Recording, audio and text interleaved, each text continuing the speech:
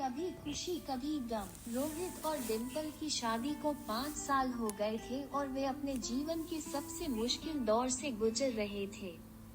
रोहित आर्थिक मंदी के कारण अपनी नौकरी खो चुका था और दूसरी नौकरी खोजने के लिए संघर्ष कर रहा था।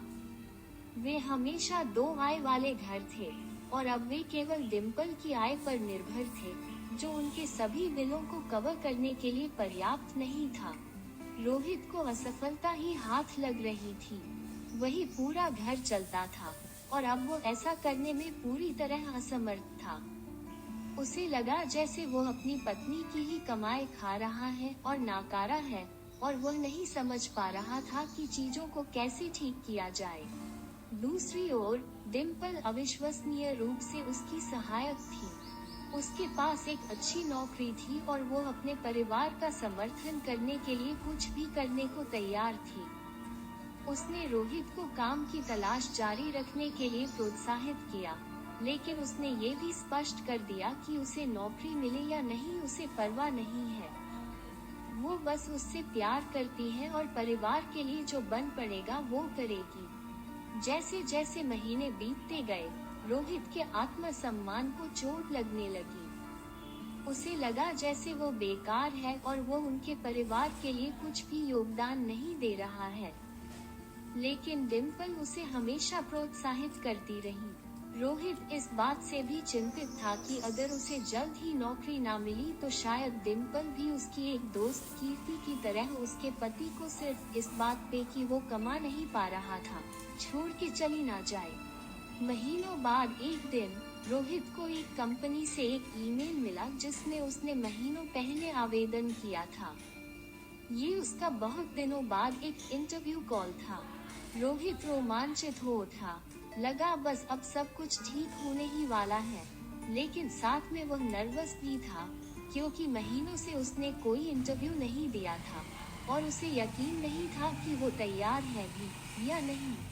डिम्पल देख सकती थी कि वो कितना चिंतित है और उसने रोहित की मदद करने का फैसला किया। उसने इंटरव्यू की पूरी तैयारी करवाई। वो बाहर भी गई और उसे पहनने के लिए एक नया सूट खरीद कर लाई। इंटरव्यू अच्छा गया और कुछ दिनों बाद रोहित को नौकरी के लिए ऑफर मिला। वो खुश था और डिम्पल के समर्थन के लिए आभारी भी हुआ। वो जानता था कि वो उसके बिना इस कठिन समय को कभी पार नहीं कर पाता। जब वे अपने सोफे पर बैठे थे, रोहित की नई नौकरी का जश्न मना रहे थे, डिम्पल ने उसकी ओर मुड़कर कहा, मुझे हमेशा से पता था कि तुम मेरे लिए किसी भी नौकरी से अधिक मूल्यवान हो।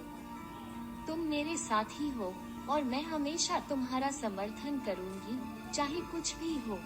रोहित ने उसकी आंखों में आंसू भरकर देखा और कहा, मैं तुमसे बहुत प्यार करता हूँ। इतने बुरे समय में भी तुमने मेरा साथ दिया। मैं तुम्हारे बिना इसे नहीं कर सकता था।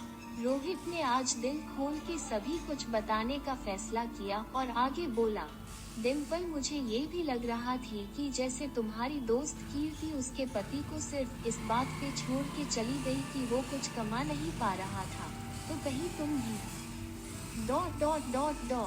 उद्धरण चिन्ह। डिम्पल ने पूरी बात होने से पहले ही रोहित के मुंह पे हाथ रख दिया और आंखों में आंसू भर के बोली, हमारा प्यार इतना कमजोर नहीं कि किसी एक नौकरी या कोई छोटी सी परेशानी उसे तोड़ दे। उनके प्यार की सबसे कठिन समय में परीक्षा हुई थी, लेकिन यह और भी मजबूत निकला।